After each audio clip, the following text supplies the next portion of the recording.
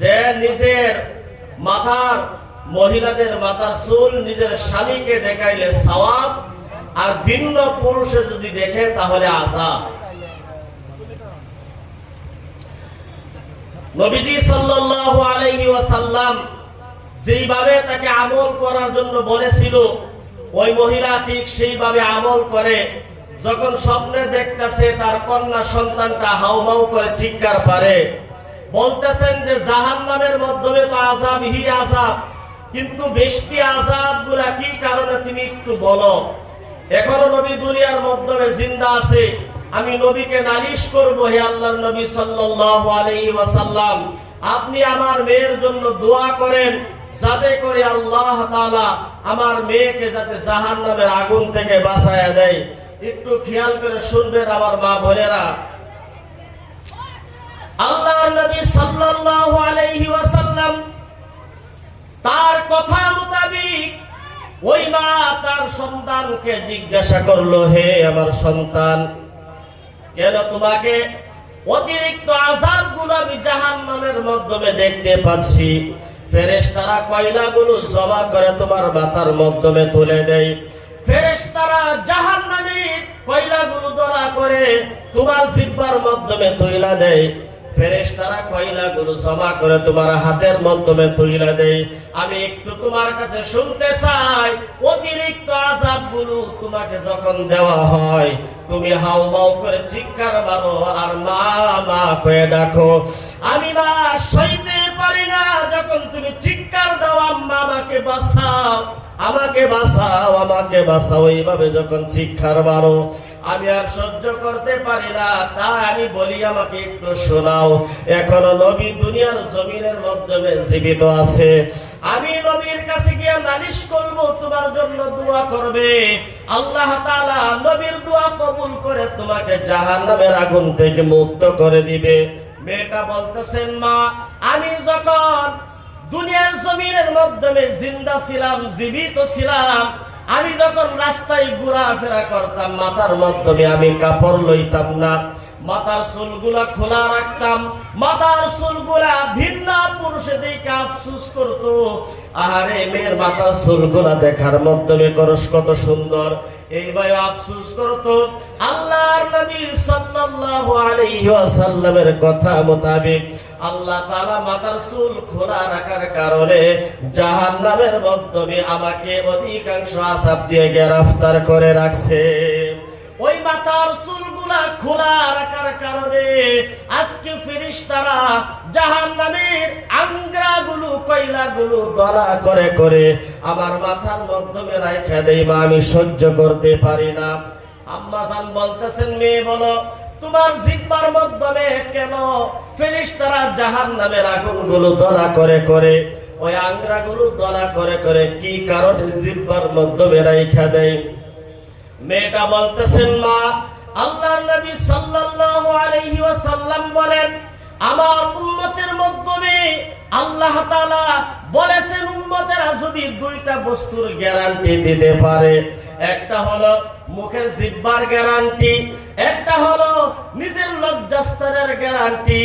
আমার উম্মতে যদি দুইটা বস্তুর গ্যারান্টি দিতে পারে, আল্লাহর নবী বলেন আমি আল্লাহর নবী তাকে সুপারিশ করে জান্নাত দেওয়ার গ্যারান্টি দিয়ে দিলাম।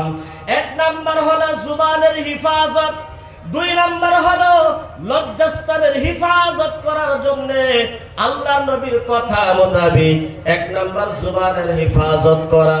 জুবানের হিফাজত কিভাবে করবেন? ওই জিহ্বা দিয়া কোনোদিন মিথ্যা কথা বলা যাবে না, এই জিহ্বাটা দিয়া কোনোদিন গালিও দেওয়া যাবে না, ওই জিহ্বা দিয়া কোনোদিন গীবত করা যাবে না, ওই জিহ্বা দিয়া মানুষের দুর্নীতি কথা বলা যাবে না। আল্লাহর নবী সাল্লাল্লাহু আলাইহি ওয়াসাল্লাম বলেছেন এইভাবে তোমরা জিহ্বাকে হেফাজত রাখবা, জিহ্বাকে সব সময় আল্লাহ আল্লাহ জিকির দিয়া সব সময় জিন্দা রাখবা। যেই মানুষটা আল্লাহ আল্লাহ জিকির করে না, কোরআন তেলাওয়াত করে না, ভালো কথাবার্তা জুবানের দ্বারা বলে না, ওই মানুষটার জিহ্বা জিন্দা থাকা অবস্থায় আল্লাহ পাক মৃত বলে ঘোষণা করে দেয়। যেই জিহ্বা দিয়ে আল্লাহর জিকির করা হয় না, যে জিহ্বা দিয়া কোরআন পড়া হয় না, যে জিহ্বাখানা দিয়া ভালো কথা বলা হয় না, শুধু গালাগালি করা হয়, মিথ্যা কথা বলা হয়, গীবত করা হয়, শুধু গুনাহের কাজ করা হয়, মানুষটা তো জিন্দা কিন্তু আল্লাহ তাআলা তার জিহ্বারে মৃত বলে ঘোষণা করে দেয়। তাহলে বোঝা গেল আপনার নিজের শরীরের একটা অংশের মৃত্যু হয়ে গেছে গা। আমার মা বোনেরা, জিহ্বা বহুত দামি সম্পদ। মা বলতেছেন সন্তান তোমার জিহ্বার মাধ্যমে আগুন, সন্তান বলতেছেন মা হে আমি মিথ্যা কথা বলার কারণে, গীবত করার কারণে, মুখের জিহ্বা দিয়া গালাগালি করার কারণে আজকে ফেরেশতারা আগুন দলা করে করে করে করে আমার জিহ্বার মাধ্যমে রাইখা দেয়। মা আমি আযাব সহ্য করতে পারি না। তাহলে বুঝলাম মাথার মাধ্যমে আগুন দেওয়ার কারণ, মাথায় পর্দা না করার কারণে, জিহ্বার মাধ্যমে আগুন, জিহ্বার মাধ্যমে আগুন, জিহ্বা দিয়ে মিথ্যা কথা বলার কারণে তোমার হাতের মাধ্যমে আগুনের আংরাগুলো কি কারণে তৈলা দেয় একটু বলো। বলতেছেন মা আমি রাস্তা দিয়া যখন ঘোরাফেরা করতাম, অন্যের বাড়ির গাছের মাধ্যমে দেখতাম গাছের মাধ্যমে ফল পাইকা রইছে, গাছের মাধ্যমে আম পাইকা রইছে, কোন গাছের মাধ্যমে আমাদের বাসায় বড়ইগুলো সুন্দরভাবে পাইকা রইছে। আমি ইজাজত না নিয়া, পারমিশন না নিয়া আমি গাছের থেকে আমগুলা হাতে দিয়া পাইরে খাইতাম। মানুষের গাছের, বড়ই গাছের মাধ্যমে আমি পাথর মারে ঢেল মানে আমি বড়ই স্বাদ নিয়ে খাইতাম। মাহে আমার হাতের গুনাহ ছিল এইভাবে, যার কারণে আজকে হাতের অন্যায়ের কারণে ফেরেশতারা আগুন দলা করে করে আমার হাতের মাধ্যমে তুইলা দিছে। নাউজুবিল্লাহ। মা আপনি আল্লাহর নবীর কাছে দোয়া করেন ওই সবাবটা আমি যে গুনাহ করেছি দুনিয়ার জমিনের মাধ্যমে, এই গুনাহ যাতে কোনো মানুষ আর না করে এই এলানটা করে দিবেন, মানুষ যাতে জাহান্নামের আগুন থেকে বাঁচতে পারে। আল্লাহর নবীকে বলবেন আমি যাতে আল্লাহর নবীর দোয়ার বরকতে আল্লাহ তাআলা যাতে আমাকে জাহান্নামের আগুন থেকে বাঁচায়া দেয়। ওই মহিলার ঘুম ভেঙে গেছে, ফজরের নামাজের আগে ঘুম থেকে উঠে ঘুমটা স্বপ্নের যুগ যখন শেষ হয়ে গেছে, হাউমাউ করে চিৎকার দিয়া স্বামীকে আঞ্জা দিয়া ধরছে। স্বামী হে আজকে 25 বছর পর আমার সন্তানকে আমি স্বপ্নের যুগে দেখলাম, কিন্তু ভালোভাবে আমি দেখতে পারি না। দুনিয়ার জমিনের মাধ্যমে সন্তানের শরীরটা যদি গরম হয়ে যাইত, আমার মার কলিজার মাধ্যমে আঘাত লাগতো, আমার সন্তান যদি কোন শরীরের অঙ্গের মাধ্যমে আঘাত পাইতো, আমার মার কলিজার মাধ্যমে ধাউ ধাউ করে আগুন জ্বলতো। স্বামী আজকে 25টা বছর ধরে আবার তোমার সন্তান জাহান্নামের আগুনের মাধ্যমে জ্বলতেছে, ধাউ ধাউ করে জ্বলতেছে। আর এইভাবে কষ্ট দেখে আমি মা আর সহ্য করতে পারি না। যাও দৌড় দিয়া নবীর কাছে যাই, ফজরের নামাজ পড়ে দৌড় দিয়া বিশ্ব নবী মুহাম্মদুর রাসূলুল্লাহ সাল্লাল্লাহু আলাইহি ওয়াসাল্লামের কাছে গিয়ে হাজির হয়া হাউ মাউ করে কাঁদতেছে, বলতেছেন নবী হে আমার সন্তানকে আপনি বাঁচান, আমার সন্তানকে বাঁচান। আল্লাহর নবী বলতেছেন হে মা কি হয়েছে তোমার, খুইলা বলো, তোমার মেয়েকে কি স্বপ্নের যুগে তুমি দেখতে পাইছো? বলে নবী আজকে রাত্রে স্বপ্নে কি আমার কন্যাকে আমি দেখছি কথা ঠিক, কিন্তু আমি আমার সন্তানকে দেখলাম জাহান্নামের আগুনের মাধ্যমে ধাউ ধাউ করে জ্বলতেছে, এইভাবে জ্বলতেছে। সমস্ত ঘটনাগুলো খুইলা বললেন আল্লাহর নবী সাল্লাল্লাহু আলাইহি ওয়াসাল্লাম। সাথে সাথে হুজরার মাধ্যমে গিয়ে আল্লাহর কাছে হাত বাড়ায় বললেন আল্লাহ হে, মা তার সন্তানের আযাব দেখে সহ্য করতে পারে না, মার কলিজার মাধ্যমে আগুন জ্বলতেছে। আল্লাহ ওই মহিলার ওই কন্যা সন্তানের আযাবটা আমার উম্মতের কারণে একটা সবক বানায়া রাখো। আর আমি নবী দোয়া করি আল্লাহ তুমি ওই মহিলার আযাবটাকে তুমি বন্ধ করিয়া দাও। আল্লাহ তাআলা বলেন নবী হে আপনি যদি এখন দোয়া করেন সারা আরবের জমিনকে আমি স্বর্ণের দ্বারা পরিবর্তন করে দিতে পারি। আপনি যদি বলেন সাগরের পানিগুলো আমি মিষ্টি বানায় দিতে পারি, আপনি যা বলবেন আমি তাই করতে পারি। আকাশের যদি আপনি তাকান, আমি তাকাইতেই পাইবি নবী বৃষ্টির জন্য তাকাইছে। আমি আপনার মুখে বলার আগে, জুবানে বলার আগে আমি আল্লাহ তাআলা আকাশ থেকে বৃষ্টি বর্ষণ করি। নবী আপনি দোয়া করছেন, জান জান আপনার দোয়া কবুল করে আমি আপনার ওই উম্মতকে জাহান্নাম থেকে বাঁচায়া জান্নাতে দিয়া দিলাম। সুবহানাল্লাহ। তবে সবাবটা বললেন আপনার উম্মতের আজাতে, এই সবাবকারী সমস্ত মহিলারা যিনারা পর্দা করে না, জবান দিয়ে মিথ্যা কথা বলে, যারা গীবত করে, যারা হাতের দ্বারা অন্যায় কাজ করে, পায়ের দ্বারা অন্যায় কাজ করে, তাদেরকে বইলা দিয়ে জাহান্নামের আযাব অনেক শক্ত আযাব, জাহান্নামের আগুন অনেক ভয়ঙ্কর আগুন, জাহান্নামের আগুন সহ্য করা যাবে না। তাহলে আল্লাহর নবী সাল্লাল্লাহু আলাইহি ওয়াসাল্লামের কথা মোতাবেক আমরা যদি দুনিয়ার জমিনের মাধ্যমে চলতে পারি, আমল করতে পারি, নিশ্চয় আল্লাহ তাআলা আমাদের সকলকে জাহান্নামের আগুন থেকে বাঁচায়া দিবে। না হয় কবর বড় ভয়ঙ্কর। আল্লাহর নবী সাল্লাল্লাহু আলাইহি ওয়াসাল্লাম বলেন, আল কবরু রাউযাতুম মিন রিয়াজিল জান্নাহ আও হুফরাতুম মিন হুফারিন নার।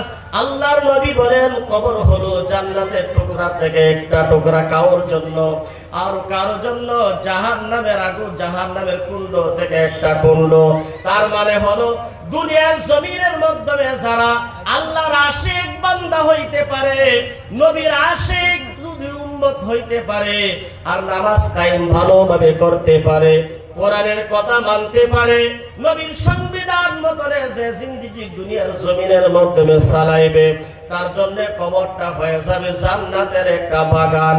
আর যদি আপনার উপরে, আমার উপরে আল্লাহর নবী নারাজ হয়ে যায়, আল্লাহ যদি আমাদের উপরে নারাজ হয়ে যায়, খুশি যদি না থাকে, আমি আল্লাহর হুকুম নামাজ যদি না পড়ি, কোরআন তিলাওয়াত যদি না করি, জুবান দিয়ে যদি মিথ্যা কথা বলি, গালাগালি করি, আর যদি অপরাধ করি, আল্লাহ যদি নারাজ হয়ে যায়, মানুষটা কবরে রাখার সাথে সাথে আল্লাহ তাআলা কবরটাকে জাহান্নামের আগুন বানায় দেয়। নাউজুবিল্লাহ। আল্লাহর নবীর কথা সত্যি, একটা কথা আল্লাহর নবী মিথ্যা কথা জীবনে বলে নাই। হাদিসের মাধ্যমে যা বলেছেন সমস্ত কথাগুলো সত্য কথা বলেছেন। আমার মা বোনেরা, আল কবরু রাউযাতুম মিন রিয়াজিল জান্নাহ আও হুফরাতুম মিন হুফারিন নার। তাহলে আমরা যদি দুনিয়ার জমিনের মাধ্যমে হায়াতে থাকতে গিয়ে আমরা কি করব? আমরা কি কবরকে, নিজের কবরকে জান্নাত বানাইবো না জাহান্নাম বানাইবো? এটা হচ্ছে আমাদের ব্যাপার। এই যে আজকে এই জায়গার মাধ্যমে বহুত কষ্ট করে, খাস করে স্কুলের প্রধান শিক্ষক মাস্টার সাহেব, আরো যুবক ভাই বন্ধু, মুরব্বী, সবাইকে নিয়ে কষ্ট ভোগ করে রমজান মাসের আগের থেকে কষ্ট করে জায়গার মাধ্যমে একটা দিন জলসা করেছেন। এখন এই জলসার প্যান্ডেলের দরজাও খোলা আছে, আবার বাজার মার্কেটের দরজাও খোলা আছে। আপনারা জান্নাতের বাগানে আসবেন না জাহান্নামের দরজা দিয়া ঢুকবেন, এটা হইছে আপনাদের ব্যাপার, আমাদের ব্যাপার। আল্লাহর নবী সাল্লাল্লাহু আলাইহি ওয়াসাল্লাম বলেন, জাহান্নামের দরজাগুলো খোলা আছে, জান্নাতের দরজাগুলো খোলা আছে। দুনিয়ার মাধ্যমে মসজিদের দরজা খোলা, সবার প্যান্ডেলের দরজা খোলা, মাদ্রাসার দরজাগুলো খোলা রয়েছে, স্কুলের দরজাগুলো খোলা রয়েছে, আবার বাজার মার্কেটের দরজাগুলো খোলা রয়েছে, গানের প্যান্ডেলের দরজাগুলো খোলা রয়েছে, মেলা বাজারের দরজাগুলো খোলা রয়েছে। হে আমার বান্দারা, তোমরা জান্নাতের দরজা দিয়ে ঢুকবা না জাহান্নামের দরজা দিয়ে ঢুকবা, এটা হলো তোমার নিজের ব্যক্তিগত ব্যাপার। সুবহানাল্লাহ ওয়ালহামদুলিল্লাহ, লা ইলাহা ইল্লাল্লাহ, সুবহানাল্লাহ।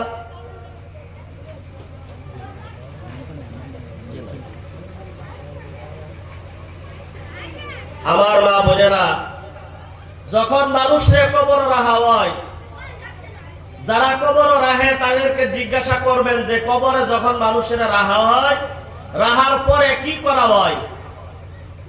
যে দুইজন মানুষ লাশটা নিয়ে কবরের মধ্যে নামে, লাশটা কবরের মাধ্যমে রাইখা, হারে কবর যে জায়গার মাধ্যমে কোনোদিন আর যাওয়া হয় নাই, অচিনা কি জায়গা, যেই জায়গাটা চিনাক্ত না, নতুন জায়গা, এমন একটা জায়গার মাধ্যমে যে মানুষটারে রাইখা উপরে বাঁশের কয়েকটা খাটকি দিয়া যখন রাইখা আসে, তাহলে কেমন জায়গাটা হবে? এমন জায়গা যে ব্যক্তি কবরের মাধ্যমে মানুষ নামায়, তাদেরকে একটু জিজ্ঞাসা করুন যে আপনারা কবরের মধ্যে লাশ রাখার সময় আপনারা কি করেন?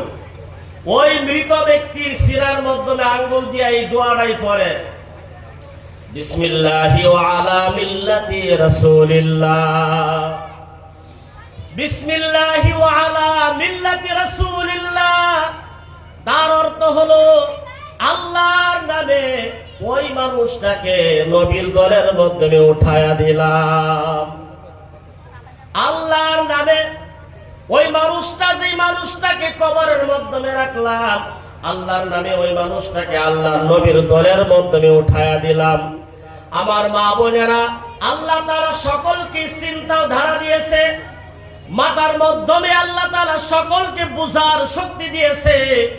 আমাদের সকলের বুঝার শক্তি দিয়ে যদি একটু বুঝি, যে মানুষটাকে কবরের মাধ্যমে রাখলো আর এই দোয়াটা করলো আল্লাহর নামে, ওই মানুষটাকে আল্লাহর নবীর দলের মাধ্যমে উঠায়া দিলাম।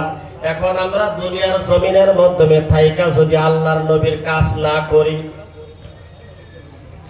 আল্লাহর গোলামি যদি না করি, নামাজ যদি না পড়ি, রমজানের রোজা গেছে যদি না রাখছি, মৃত্যু যদি হয়ে গেছে, শরীয়তের মাধ্যমে যেগুলা কাজ দিয়েছে মহিলাদের জন্য পর্দা ফরজ করা হয়েছে যদি না করি, নবীর উপরে যদি, নবীর কথার উপরে যদি আমল না করি, যে মানুষটাকে বিসমিল্লাহি ওয়া আলা মিল্লাতি রাসূলিল্লাহ বললেন, নবীর দলের মাধ্যমে উঠায়া দিলেন।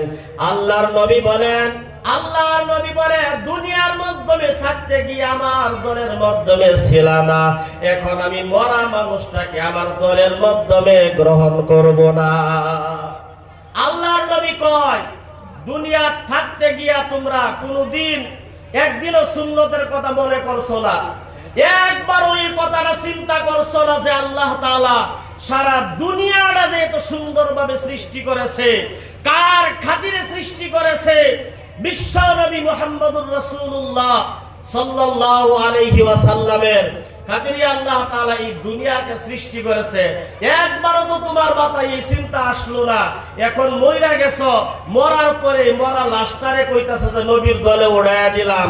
আল্লাহর নবী কো, মরা মানুষটারে আমি আমার দলের মধ্যে শামিল করলাম না, লাইসা মিন্না, আমার দলের মাধ্যমে আমি শামিল করলাম না।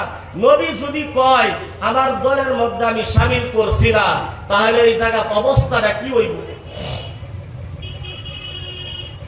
দুনিয়ার মাধ্যমে থাকতে যে আল্লাহকে না চিনি, নবীকে যদি না চিনি, দিন যদি না বুঝি, শুধু নাম দিয়েছি মুসলমান মুসলমান, কিন্তু মুসলমান হিসাবে আমাদের যা কাজগুলা করা লাগে কিন্তু আমরা করি না।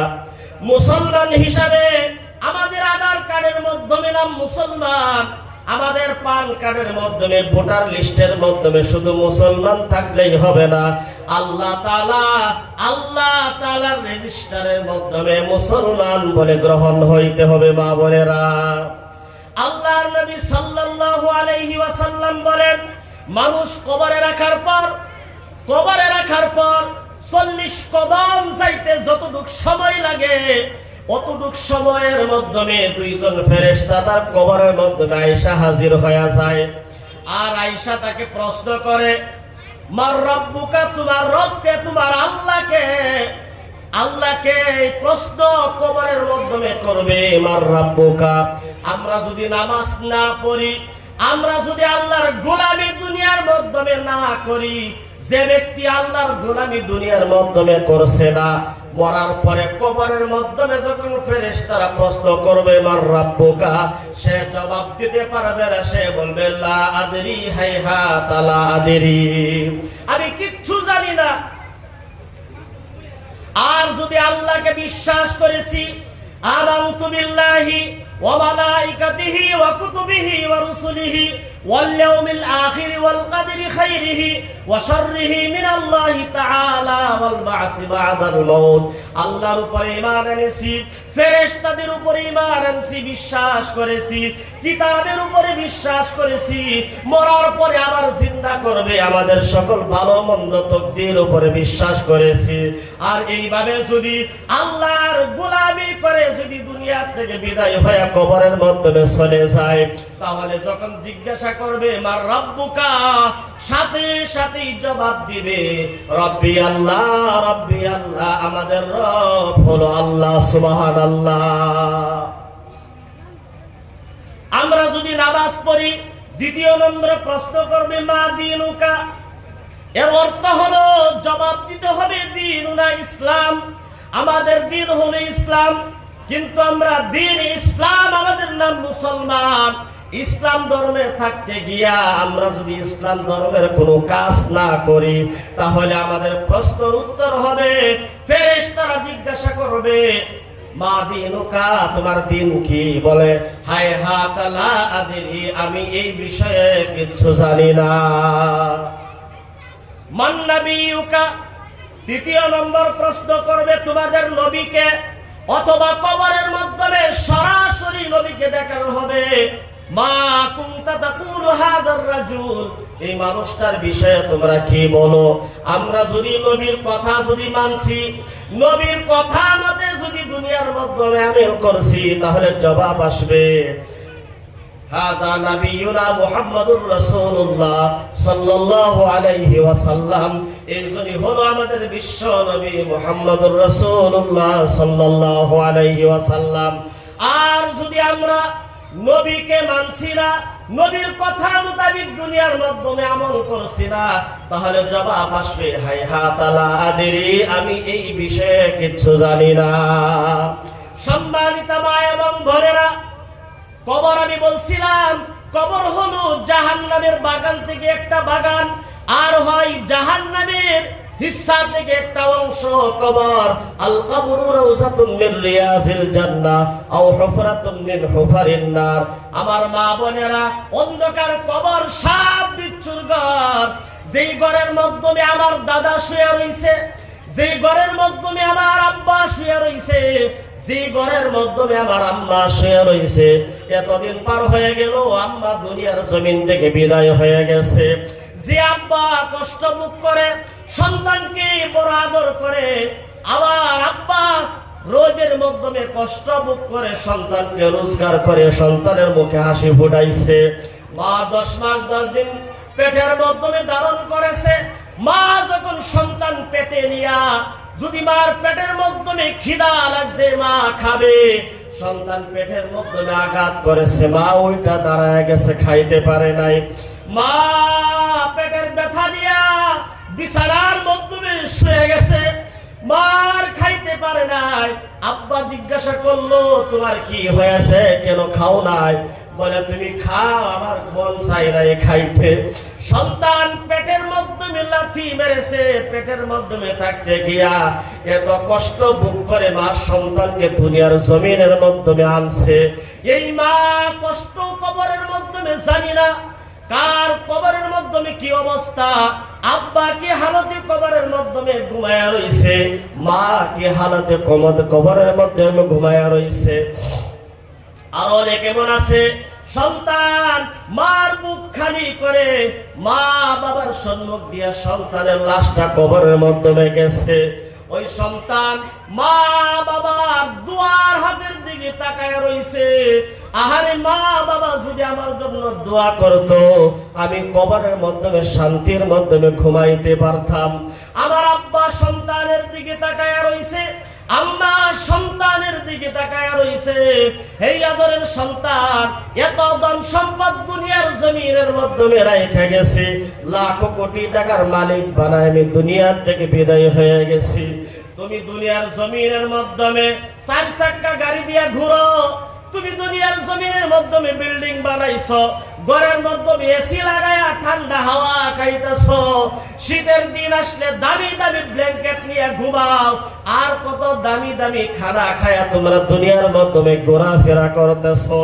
আমি কষ্ট মেহনত করে সম্পদ তোমাদের জন্য রাখাইছি, আজকে আমি কবরের মাধ্যমে কষ্ট ভোগ করতেছি।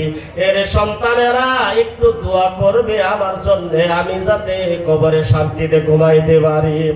এইভাবে মা বাবা কত ভার জানি সন্তানের দিকে হাত পাইতা নালিশ করতেছে। আহারে, যারা মরে গেছে তাদের কথা তো জিন্দা মানুষে শুনতে পারে না। আজকে যদি আমরা দুনিয়ার জমিনের মাধ্যমে থাকতে গিয়া নিজের মার জন্য কিছু করি, সন্তানের জন্য যদি কিছু করি, আম্মার জন্য কিছু করি, আব্বার জন্য যদি কিছু করতে পারি, আজকে আমরা যদি দুনিয়ার থেকে বিদায় হয়ে যাই, আমাদের সন্তানেরাও আমাদের জন্য সুচিন্তা করবে। আল্লাহর নবী সাল্লাল্লাহু আলাইহি ওয়াসাল্লাম বলেন, قال النبي صلى الله عليه وسلم الدنيا سجن المؤمن وجنة الكافر। মুমিনদের জন্য দুনিয়াটা হলো জেলখানা, আর কাফেরদের জন্য হলো দুনিয়াটা বালাখানা। মুমিন দুনিয়ার জমিনের মাধ্যমে দুনিয়ার জেলখানা থেকে কষ্ট ভোগ করে মুমিন দুনিয়ার থেকে বিদায় হওয়ার পর আল্লাহ তাআলা তাকে কবরে হাসরে মিজানে ফুলসিরাতে জান্নাতে তাকে আরাম দিবে। ওই আরাম আর কোনোদিন শেষ হবে না। আর কাফের বেঈমানেরা দুনিয়ার জমিনের মাধ্যমে থাকতে গিয়া আরাম করে তারা দুনিয়া থেকে বিদায় হওয়ার পর আল্লাহ পাক তাকে জাহান্নাম দিবে। ওই জাহান্নামের কষ্ট আর তার জন্য কোনোদিন আর শেষ হবে না। আমার মা বোনেরা, আমি বলবো, যাদের সন্তান বিদেশে রোজগারের মাধ্যমে আছে, অনেক সন্তান শুনেছি কোম্পানির মাধ্যমে অ্যাক্সিডেন্ট হয়ে দুনিয়ার থেকে বিদায় হয়ে গেছে। অনেক সন্তান আবার রাস্তা দিয়ে আসার সময় ট্রেনে ফ্লাইট অ্যাক্সিডেন্ট হয়ে দুনিয়ার থেকে বিদায় হয়ে গেছে, মার সম্মুখে লাশটা নিয়ে আসছে। আবার অনেক সন্তান বাড়ির মাধ্যমে আইসা আম্মা আব্বা কয়ে ডাক দেওয়ার সাথে সাথে দুনিয়ার থেকে বিদায় হয়ে গেছে। আমি একটু বলবো, হে মা বোনেরা, যাদের মা বাবা দুনিয়ার জমিন থেকে বিদায় হয়ে গেছে, যাদের আব্বা কবরের মাধ্যমে ঘুমাইতেছে, যাদের আম্মা কবরের মাধ্যমে ঘুমাইতেছে, আর সন্তানের দুয়ার দিকে যে তাকায় রয়েছে, হে মা বোনেরা, আপনারা যদি একটু মা বাবার জন্য চিন্তা করতে পারেন, আপনার কি মনে চাই নাই ঈদের দিন যখন সকালবেলা ঘরের মাধ্যমে আসছে, আয়েশা দেখে, আহারে বাবা যে ঘরটা বানাইছিল, মা কষ্ট করে যে খাটটা বানাইছিল, আব্বা কষ্ট করে যেই ঘরটা বানাইছিল, ওই ঘরটা তো ঠিকই আছে, কিন্তু আব্বা দুনিয়ার থেকে বিদায় হয়ে গেছে। যেই গাড়িটা আব্বা কিনছিল এখনো সেই গাড়িটা বিদ্যমান আছে, কিন্তু আব্বা দুনিয়ার নাই। মা কষ্ট করে যে খাটটা পালংটা বানাইছিল, যে পালংটার মাধ্যমে আমি ঘুমাই, আজকে ঈদের দিন সকালবেলা আয়েশা দেখি পালংটা তো ঠিকই আছে, কিন্তু মা দুনিয়ার জমিন থেকে বিদায় হয়ে গেছে। আমরা সন্তান হয়ে যদি মা বাবার কষ্ট, যদি দুঃখ দুর্দশা যদি না বুঝি, আল্লাহর নবী সাল্লাল্লাহু আলাইহি ওয়াসাল্লাম বলেন, দুনিয়ার কোনো কষ্ট কষ্ট নয়, দুনিয়ার কষ্ট একদিন শেষ হয়ে যাবে। মানুষ যখন দুনিয়ার থেকে বিদায় হয়ে যায় তার কষ্ট শেষ হয়ে যায়। মানুষ কষ্ট থেকে যখন টাকাওয়ালা সম্পদওয়ালা হয়ে যায় তার কষ্ট দূর হয়ে যায়। যখন খাইতে পারে না কষ্ট হয়, খাবার যখন পায় তার কষ্ট দূর হয়ে যায়। কিন্তু আল্লাহর নবী বলেছেন, ওই মানুষটা সবচেয়ে অপরাধ, ওই মানুষটার কষ্ট কখনোই দূর হবে না যেই মানুষটা কবরের মাধ্যমে কষ্ট করে, যেই মানুষটা ফুলসিরাতের মাধ্যমে কষ্ট হবে, যেই মানুষটার হাসরের ময়দানে কষ্ট হবে, যেই মানুষটার জাহান্নামের মাধ্যমে কষ্ট হবে, ওই মানুষটি হলো সবচেয়ে বড় বড় অপরাধ, যেই কষ্ট আর কোনোদিন শেষ হবে না। আমার মা বোনেরা, এই জায়গার মানুষ অনেক ধনী মানুষ। ইসলামের জন্য হযরতে খাদিজাতুল কুবরা রাদিয়াল্লাহু আনহা অনেক ধনী মানুষ ছিল। আল্লাহর নবী সাল্লাল্লাহু আলাইহি ওয়াসাল্লাম যখন হযরতে খাদিজাতুল কুবরা রাদিয়াল্লাহু আনহাকে বিবাহ করেছেন, নিকাহ করার পর সমস্ত ধন সম্পদ গুলো আল্লাহর নবী সাল্লাল্লাহু আলাইহি ওয়াসাল্লামের কদম মুবারকের মাধ্যমে ঢাইলা দিয়া বললেন, নবী আমি ইসলাম ধর্ম গ্রহণ করেছি, আমি আর কোটি টাকার সম্পদের মালিক হয়ে থাকতে চাই না, আমার সমস্ত সম্পদগুলো আপনার দ্বীনে ইসলামের জন্য আমি খাদিজা কুরবানি করে দিলাম। মা ফাতিমা জাহরাতুজ জাহরা রাদিয়াল্লাহু আনহা এইভাবে সমস্ত ধন সম্পদ গুলো ইসলামের কারণে কুরবানি করে দিছে। আমার মা বোনেরা আসামের মাধ্যমে আমি অনেক জায়গার মাধ্যমে যাই, অনেক জায়গার মাধ্যমে আমার যাওয়া হয়, আমি দেখি সবচেয়ে বড় ইসলামের অবদান গুলো যে আছে মসজিদ মাদ্রাসার মাধ্যমে যত বড় বড় দান খয়রাত গুলো করে আমার মা বোনেরা ইসলামের জন্য সবচেয়ে বেশি বেশি করে সাহায্য করে। এই জায়গার মাধ্যমে এমনও মা বোনেরা আছেন আল্লাহ পাক যাদেরকে অনেক ধন সম্পদ দিয়েছে, কিন্তু স্বামী দুনিয়ার থেকে বিদায় হয়ে গেছে, স্বামীর আবেগ নিয়ে স্ত্রী হাউমাউ করে কান্দে, মা বাবা দুনিয়ার জমিন থেকে বিদায় হয়ে গেছে, অনেক ধন সম্পদ দুনিয়ার জমিনের মধ্যে বেড়াইখা গেছে। এমন একজন মা, কয়েকজন মা দাঁড়ায়া বলেন, হুজুর গো, আমার আব্বা অনেক আদর করেছিল, আমার আম্মা অনেক আদর করেছিল, আমার আম্মা ঈদের দিন নতুন কাপড়গুলা পিন্দায় আমাকে ঈদগাহে পাঠায় মা খুশি হয়ে যাইতো। আজকে বাবা দুনিয়ার জমিন থেকে বিদায় হয়ে গেছে, মা দুনিয়া থেকে বিদায় হয়ে গেছে। হুজুর আমার মাকে আমি অনেক আদর করতাম, আমার আব্বাকে আমি অনেক আদর করতাম, এখনো নামাজ পড়ে পড়ে মা বাবার জন্য দোয়া করি।